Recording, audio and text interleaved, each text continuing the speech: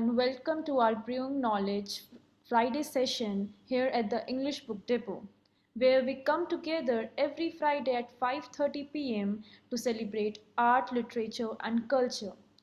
Today, we are truly honored to have with us Miss Chandra Jain, whose work has been deeply rooted in preserving and reviving the rich traditions of handloom, especially the intricate silk brocades of Banaras. Through her work, including River Weaves, Brocades of Banaras, she brings forward not just the beauty of textiles but also the stories and the lives of artisans behind them. Her work through Kadambari has also created a meaningful impact at the grassroots level. Ma'am, it's truly a pleasure to have you with us today. Thank you. Thank you very much. Thank you very much for having me on this very important session or the place that you have created. And I'm very impressed that everybody meets every Friday and you share so much knowledge and the books that are published in the culture and so many other spaces. Thank you for having me. Thank you, ma'am. And I went through your book, and it's amazing to see the handlooms and the work behind them. So the process and metamorphosis. So I would like to know about your journey first. So what first drew you towards handloom and textiles, and how it all began for you? And personally, what does handloom really mean to you beyond just fabric? Well, you really touched a very, very sweet spot in my heart because for me, handlooms and craft sector of India have really been the essence of Indian identity. And I'm so grateful that, all these artisans, all these people with their handwork, with the thought processes for centuries, they have kept these traditions alive and given us this distinct identity of India. And I was very fortunate to grow up in a family where all this was very much part, and the appreciation and respect for the Indian crafts and handlooms was immense. Uh, so as I was growing up, naturally you realize that with the changing times, things are changing, and very often all these crafts which have given livelihoods to people are beginning to go away. And in the process, we are losing things which are really world treasure now. As machines take over more and more and more, probably tomorrow with AI, even we will become insignificant. But I think, especially in these times, it's so important to value human contributions. So that was it. And as it is, I was working in these spaces, but textiles in particular had always attracted me, and I used to give talks on them. However, Banaras was an area where I felt that had gone, because what I grew up seeing, the beautiful designs, the colors, etc., I no longer could see that around. So when I went to Banaras once and I met some master craftsmen, they said, no, we can do things like this, but there is no market.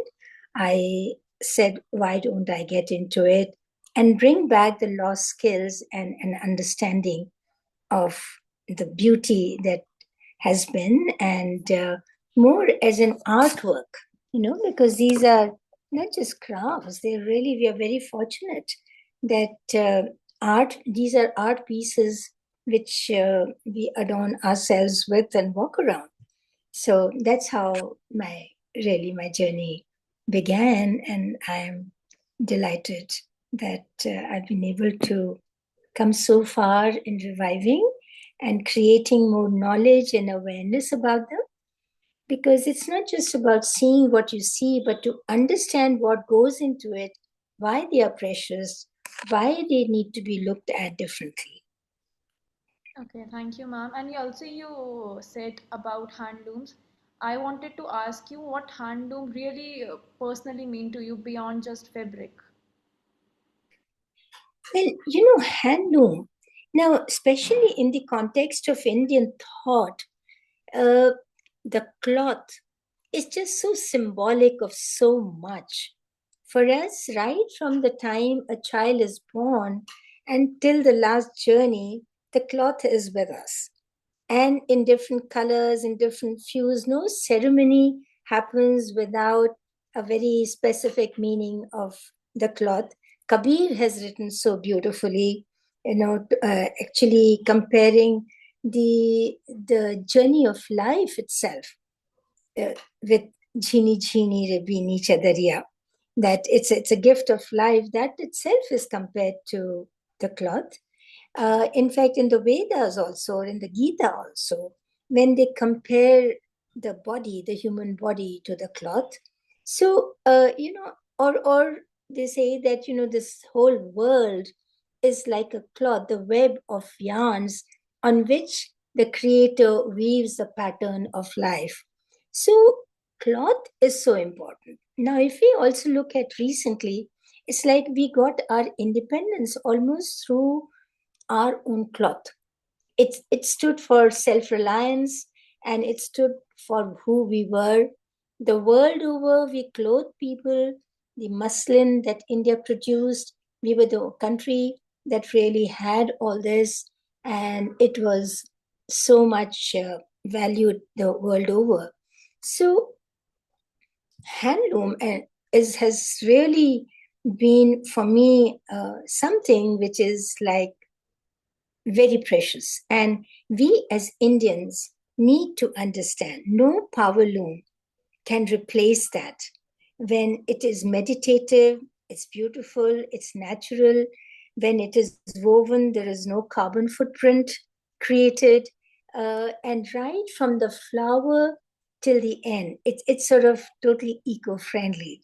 So the more I talk about handloom, I know that we have limited time, but I think it's important for all of us to understand that just as, imagine when Mahatma Gandhi traveled all around India, and at the end of it, he realized that this one thread of handloom, it is common. It is the one thing which binds everybody. So it's almost like that one hand spun yarn tied us all with it, and it gave us the entire slogan really of not just Swaraj but Swavalamban, that we will not use the imported materials and we will only spin our own cloth and we will cover ourselves. So, right from that, the simplicity of that, the beauty of that, and then over and above that, the way it has been made into such amazing fabrics, whether it's for a simple person, for a daily wear, or for the very aristocratic or the maharajas, and really embellished material. Every state of India has its own amazing textiles, and the weavers are really weavers, not just the weavers, the ones who work along with them are really the custodians of this entire legacy. So for me, it is like really the essence of India, and we really need to work on keeping that identity alive and making sure that everybody understands about it. Yeah. Yeah, that's really beautiful, ma'am.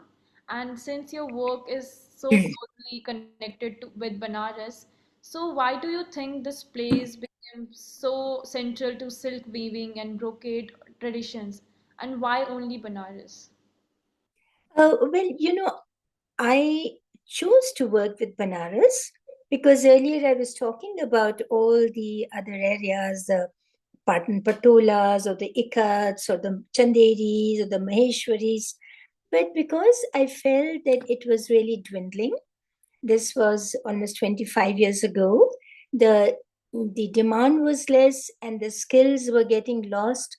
So I felt that they needed a little more support, because if people see beautiful things, they will realize that. Also, because if you really look at it, when we talk about, when we want to talk about India, one of the things that we talk about India that is very special is brocade. Now, what is brocade? Brocade does not really mean a lot of zari, lot of gold. Brocade actually is a technique in which as you understand, a cloth is made with warp and weft. It's almost like a graph paper where you have, small squares which get tightened. So the warp thread yarn is stretched and the weft thread yarn is thrown in by the shuttles. Now, the brocading is actually like doing embroidery on those yarns. Just as we do embroidery on a finished cloth, their brocading is embroidery on the yarns, and which makes it embossed, which makes it very special. It can be done with silk, it can be done with zari, but it really is the art of brocading. And that is really became so famous the world over, especially when the silk came into India and became more popular. Uh, Around when the Mughals came in at that time, the Chinese silk was coming in, and then of course we were cultivating. We do have the history books do talk about Buddha's body having been wrapped with crochet or vastra. So we have had Muga silk of Assam. We've had Tassar silk from the Chhattisgarh area, Bihar area. And of course, when the mulberry silk, which is really from the worms which are fed on mulberry leaves, and then the yarn is extracted from them, came into being. So from that time onwards, it's really a sign of opulence, it's a sign of finery. And then on top of that, the gold coated, handmade gold coated zari doing the embroidery. Naturally, that richness, that opulence, that is what all of us relate to. So Banaras brocade becomes very special. And that is perhaps the most evolved technique of brocading technique in India. And that is why it was necessary that we work with that, and it pulled me immensely. I said, I need to really bring back the beauty that I grew up with, the colors, the work, the subtlety, the understated, not the harsh metallic work and very loud work which we are seeing right now, but it was always very refined, very gentle, very beautiful. And it was very special, always. Even for my mother, I don't think she had many Banarsi saris, but each one was so beautiful, as I'm sure you would remember, and many of the people who are with us today would remember about their own, mothers' arms and the way they wore these beautiful clothes. So the Banaras brocade becomes even more important, that these skills should not go away. Secondly, because why is it that what is done in Banaras can't be done elsewhere? Because brocade, when we very often we think of sari or any cloth being woven only by the weaver, we forget that it is a whole community that actually is part of this operation. It gives livelihood to so many people. And those specialized skills are all the steps that go into making a fabric are all there in Banaras right now. So even if the master weaver moves to Karnataka, where I am at the moment, he cannot do it because the dyer is different, the twister is different. There are at least about 30 or 40 processes that happen from the time the cocoon gives us a yarn and it's auctioned, and then it goes through all these processes, and finally it comes onto the loom. There is a designer is separate, the winder is separate, you know, and all these people are that chain which finally produces that. So not only it produces something, it also sustains the lives. So many homes, the firewood is burned. Fire is burned to cook the food because of this weaving tradition of Banaras brocade handlooms. So I think, it must be very clear now that, it is something very precious for India. Yeah. And it would be very unfortunate if the power looms, which are really like an imitation jewelry, just as a real and imitation is so different, same way, something which is done on power loom cannot have the beauty, it cannot have that hand brocading, which is so much part of the Banaras idiom or the Banaras brocade. Yeah. So, as you told us that these people behind making saris, including weavers, dealers, so what are the biggest challenges these days these people are facing, and what solutions do you think that can actually help them to overcome it? Yeah, actually, probably before I go into that, maybe I should talk about the natural dyes, Sneha. Yeah, sure. Yeah, yeah. So, India has been a land of colors. Whether it's our songs, it's our clothes, there is a color coding. The bride will always be in red. In monsoons will wear green. So the even the dyer has always been very, very important for us. And the very fact that right from our poetry, whether it's Kalidas writing about the seasons or they've talked about color. If you look at the West, they didn't have color.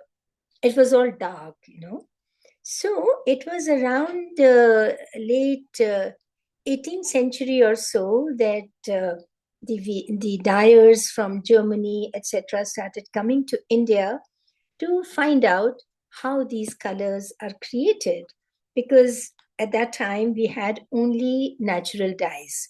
So when we say mehendi hara, it actually meant that from henna the color has been extracted, or kesaria pila, so it'll be like from saffron some color has been extracted. So our reference points were there, and we only use natural dyes. These scientists, they learned, understood, they traveled all over India, and they went back, and in German, especially in Germany and England, the it is after all chemistry, so they created synthetic colors. Synthetic colors came to India, and just like the Manchester Mills was sending things to India, we also started getting the colors. And naturally, instead of sitting and pounding the flowers and boiling them and taking out the color, if you get it in just one wrapped up in one tin or a paper, as we call it as puria, and you can get that and you can make color with that, why would anybody go? And it's much cheaper. So the transformation started happening. The gentle colors started giving way to these chemical colors. And by the early 19th century or so, we had chemical dyes introduced, and then they just grew to be.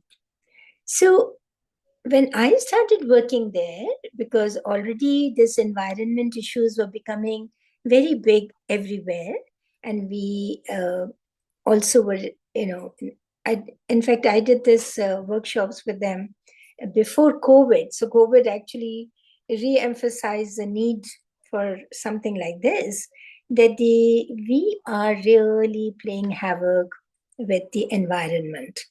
So I felt that there is a need to, and Ganga's water was getting polluted, the land was totally toxic. A lot of research we did and studies. And more above all, the dyers. because they were inhaling those fumes and acids in small confined areas, their lungs were getting affected. Their lifespans were getting affected. Just as we realize who wear synthetic clothes, that it can affect our skin, even though we are not dealing with the color. But they were actually dealing with the fumes that come out. So, with all this, I just felt very responsible. I said, everywhere people are talking about natural dyes. Why is it that Banaras does not have natural dyes, where they are magicians with colors?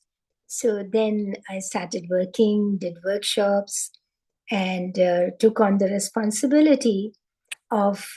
They said, okay, we'll do it, we'll give you that time. But who's going to finance this whole thing? Whom will we sell it to? Who will understand? So I said, okay. I I was just feeling so responsible. I said, somebody has to do it. So let me take a small baby step in that. So introduce that, and I'm delighted to say that the results have been amazing. And I'm hoping that we only have right now 3 weavers whose dyers have learned the skill, but we've been able to produce more than 100 saris and shown them. So I'm hoping that this will now spread further as the awareness becomes more. So you asked me a question that then, if that is so, all these things are so beautiful, it's also special, but why are you saying it is endangered, and how is the new generation feeling about it? Very good question, because the pressure is too much on the young generation. And I think to a very large extent, we are not just as customers, as patrons, we are responsible for it. Because any art needs patronage. We have actually taken everything so much for granted in India that we didn't give them that sense of pride and that respect that custodians of a legacy of this kind deserve. We didn't make them feel special. So, and of course, because poverty has been a lot, and the money issues were there. Sorry. So, when we ourselves started putting more value to the other things, even the weavers started saying, "Oh, I'm uneducated. I'm unpad. I'm gawar. I don't know. I want my children to study," not realizing that the education that they were giving or they got from their older generation was far more precious. And they all learned, you can't do weaving without mathematics. You can't make a pattern without really understanding the whole language. So literacy is not education. We didn't bring this difference into it, that, just being literate is not being educated. Art education, design education is very precious. And these people who not only learned from their earlier generation, but by the time they were 16, 17, they were master weavers, they were entrepreneurs, they were totally self-reliant. We took away all those values from them. So they also started feeling that, oh, why should we sit for 8 hours and do this when we can go to an office job, got more responsibility and respectability? So that pressure has been there. Huh? So therefore, one is that they started going away from that. But even more than that, now is the markets. For whom will they weave? Somebody asked me this question. They said, you know, are you saying that they're going to stop weaving? That we will not have these handlooms? So I said, look, for whom are they going to weave? Who's going to support them? The Maharajas supported them, people supported them by buying them, taking them. But if we are only looking at cheaper goods, looking at when people have so much more money, but the discretion is not there and they are not asking for it, they are not wanting it, how will we able to justify that they must continue in this? Because, they would want to. One weaver who works with me tells me he was 5 years old when he would sit in his nanu's lap and play with those sirkis, the small needles, or the shuttles. And he said, I used to be fascinated. I've grown loving that work. I would, and so many of them say this, that we love the work, but we don't know what our children will get. So I think if we are able to reassure them that how precious it is, if we are able to give them the right value for it, then all these people who are at the risk of losing their livelihoods, because the designer who makes the design for the sari, the person who dyes the yarn, the person who does another thing, they will all lose their jobs. That's why we hear that, oh, they're plying rickshaws. When they have these skills in their hands, they're doing it. So your question was very good that yes, there is a reluctance, but it's not yet gone away. And it is, I think, with support, we should be able to bring it all back. Yeah. That's really insightful, ma'am. Especially the idea of sustainability being rooted in traditional itself. Uh, I would like to ask you, like in a world dominated by fast fashion today, do you think handloom, especially the silk traditions of Banaras, can survive? And what can we as consumers do to support it? Definitely, it can survive and it will survive because only thing is that it will start becoming more of a luxury item. Correct, because when it's valued, everybody also starts looking at exports. Instead of mass producing those beautiful, simple saris which everybody wore, or the cotton material which everybody stitched, uh, people start looking at, even if it is harmful, but even those who can afford it start looking at changing things. But fast fashion, again, is something that is so debatable. That with the way the world is going, the way the ecosystem is going, are we really being responsible towards the environment? You see those pictures of heaps and heaps of material which will never decay in various islands. We get to see those pictures, that mounds and mounds of material. So, what are we doing as educated people, as aware people? Can we not also again go back to the handlooms which are they breathe, because any natural fiber, and when it is woven on handloom, is also very soft. It's so much more comfortable.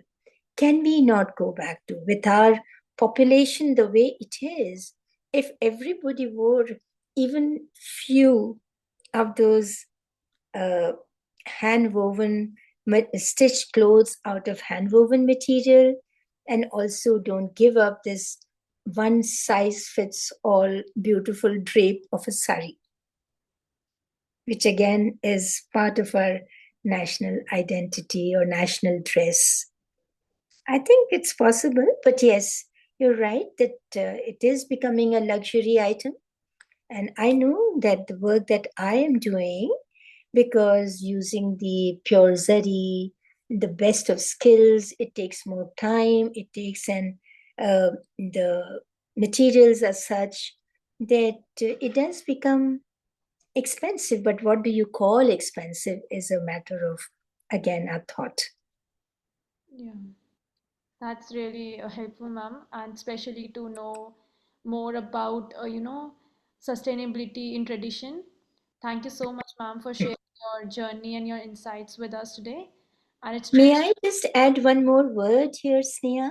nice. And in fact, it was for this reason that I decided to document all these things in the book River Weaves, because the idea is that especially the as you know the whole intention was that now we have to pass the parcel.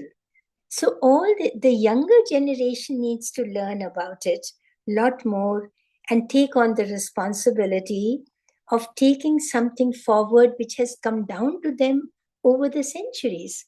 Otherwise, they are going to be responsible for having finished it, you know. So I think the book may also give them a lot of idea about how precious it is, how valuable it is, and each one must go on their own journey in finding out more about the handlooms and especially the Banaras brocades. Yeah, thank Yeah. you. You still think that younger generation are still interested in carrying forward handloom work, or is it changing? No, I think if you create the awareness in them, they are responsible a lot. When they don't even know anything, how are they going to take it? We can't hold them responsible for something that they don't know about. So I think it's important for the teachers, for all of us to really create that awareness, educate them, make them understand that what makes their India what it is and how it is their responsibility to carry the parcel forward. Yeah. And I have full faith in them, but I think we need to continue to do our work and things like you're doing these kinds of sessions. I think these are beautiful ways of really sharing one's knowledge or getting them to understand and motivating them to look for more information about all these things and have a sense of pride in knowing about them and perhaps even wearing them.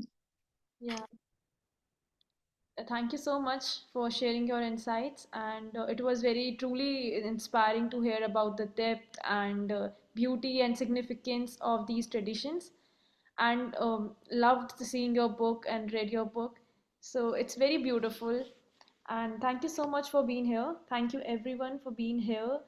We hope to see you again next Friday. Thank you and have a great evening. No questions? There are no questions from anybody? I will be quite happy to, Okay. if you have the time. Yeah, yeah, we do have time, but no one raised their hand. Okay, this one. Pushpinder Singh wants to ask something. Yes, Good please. evening. Good evening. First of all, I would like to thank you to keep it alive, the art sense. My, Thank you.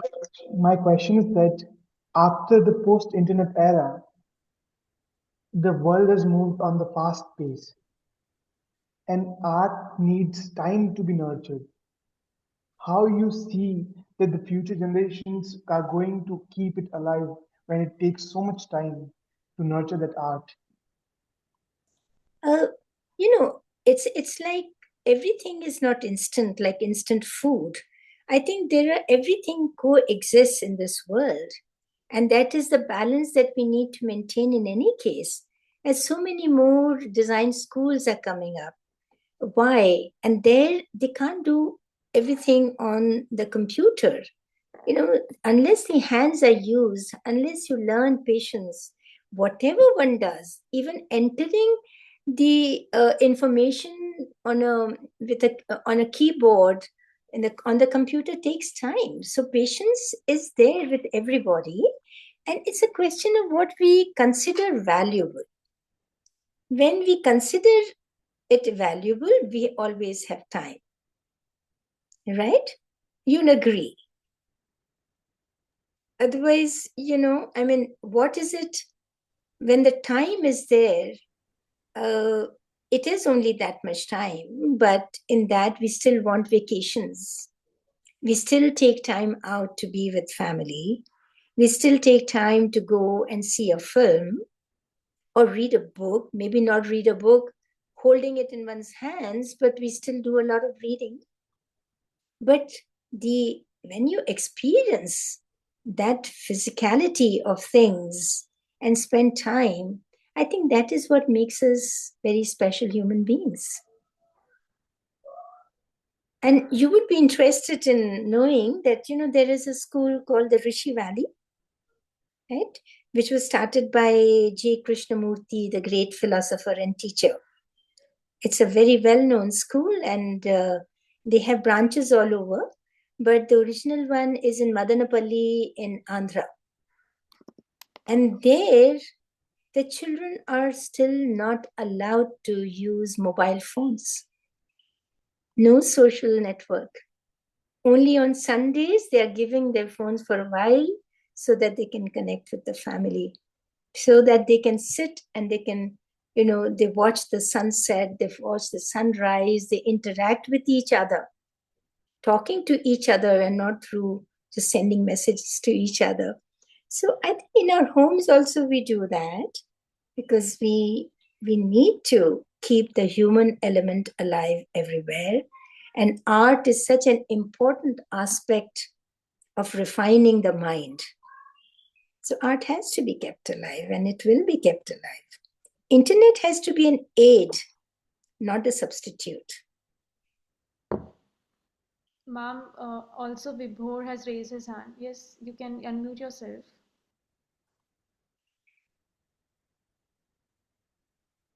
Good evening, everybody. Thank you, ma'am, for a wonderful session, and thank you, ma'am, for hosting such a wonderful session. So, I have two questions. One is for the host, and one is for the guest. I will ask my first question to the host, ma'am. Is this video recording going to be available to us later? I'd love to watch it again and make a few notes, go into detail because I thought it was very thought provoking and very full. It was full of content. I would love to do a little more reading on this. Yeah, obviously, it will be available in YouTube, our My Good School channel. And I'll also share the link if you are in the Brewing Knowledge session. In the Yes, yes. Yeah, so you'll find the YouTube video link very shortly there only. I might not be on that group. I'll see, but I'll check out on YouTube. So thank you for that, ma'am. Yeah, My question now is for the guest. Ma'am, firstly, thank you so much for such a wonderful and insightful session. However, something and I completely agree with you that this conversation on art and culture needs to be nurtured and pushed forward for the younger generations to take forward. We cannot be blamed for the fact that we are so unaware of our own culture, our own weaves, our own heritage, many of which dates back to antiquity, right? Yeah. However, after all the period of colonization, and I mean, so much of the kind of colonized education that we are still kind of living under, where wearing dhoti, for example, would be such a I mean, a lot of people would not even feel comfortable wearing something as simple as a dhoti, except for maybe at a puja or something like that. And a few centuries ago, like, I was reading somewhere in the Babur Nama that when Babur came to India, he hardly found anybody wearing patloons or like, pajamas or salwars because dhoti was so much in like vogue. That was like just a very customary thing for people to do. Today, that is almost a taboo in India. Anybody would feel shy, and you don't see Indian men wearing Indian attire or Indian clothes or traditional clothes. The entire burden of culture and custom is almost entirely on women, like, So that's just, and also I feel like this entire conversation happens in very closed circuits. So it needs to be, I feel like, what do you think about it, ma'am? Like, how can this be democratized to kind of speed up this revolution? That's so wonderful that you brought this up, because of course even though I grew up in Lucknow and Allahabad, I now live in the south, and you'll be surprised at how much people wear a dhoti. Any occasion, men are actually wearing much more beautiful traditional clothes than the women. Women are wearing very silly gowns, etc. also, but men are so well dressed. And So I think it's a question of just realizing the beauty and the comfort that some of these things provide, but it has to be according to the climate. We have always in India been so receptive that we take things and we make them our own when they come. All the influences that have come, including even with colonization. I'm talking to you in English, but this is Indian English. We took that and we made it our own. Clothes, we made them our own. So but it is only now it's happening that we are just replacing things without even making it our own. We just look and ape the West because our sense, and it's much more after the colonization has finished than it was if you really look at it. I mean, we are all post independence generation, but at least when I was growing up, I had my grandparents who were part of the movement, so many people. So we were very fortunate because we got all that simplicity, the idealism, everything. But today, I think the music that people are listening to, it's only the Western music.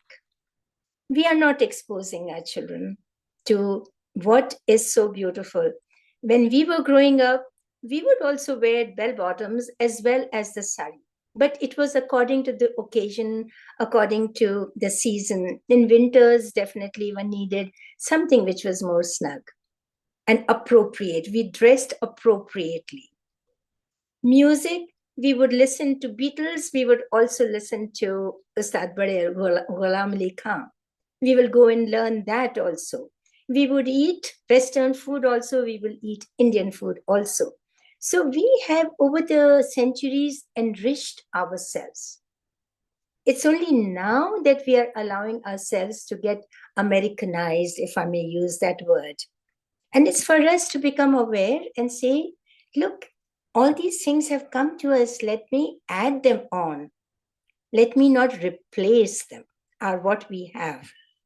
So I think, and the word you use, democratization, I don't know in what context, but definitely there is a lot more equality in the sense that the gender differentiations are not there really. And that is what is really nice. But it does not mean that the feminine becomes masculine and masculine becomes feminine, right? But if we are aware of that, we keep the balance and we grow with that. So it's like, being proud of who we are, not taking on a mask to feel confident, but saying it's okay. I can speak my mother tongue. I can speak so many languages in India, and I can also speak in English. But not this that I can only speak in English. I don't know any other language. So it's up to us. I think it's creating that sense of pride again in being who we are.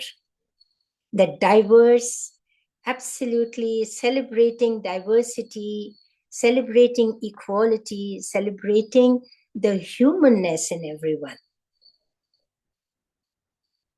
I hope I have, to some extent, answered your question. Thoroughly, ma'am. Thoroughly, very beautifully articulated and absolutely heart touching, ma'am. I mean, it invokes a lot of passion in me. I mean, everything you've spoken, and it inspires me to kind of be a change maker in my own capacity, to be honest. And it's not something I always take part in because I feel it's my culture. I had a very anglicized education myself, and we grew up almost. We grew up to be brown babus, to be honest, more than we're very bereft of our own Indian heritage. And now I'm taking a lot of interest in it, including a lot of in Indian traditional and sustainable clothing. So I'm replacing my entire wardrobe one by one. And this conversation has been very it has reignited that passion in me, ma'am. So thank you so much, ma'am. But don't replace it totally. You should be able to wear everything with equal ease. So Absolutely, absolutely, ma'am. be everywhere. Yes, ma'am. Yes, ma'am. Thank you, ma'am. Okay, Thank welcome. you. Very welcome. Anyone else? I think not really. So we would love to wrap it up now. Thank, Okay. thank you, ma'am. Thank you for sharing your insights with us, and it was truly inspiring. Thank you, everyone, for being here. Thank you, everyone. Have a lovely evening. Thank you. Thank you, Sneha, and thank you, everybody, yes, for coming and spending your time. Thank you very much, ma'am. Thank you. Thank you, ma'am.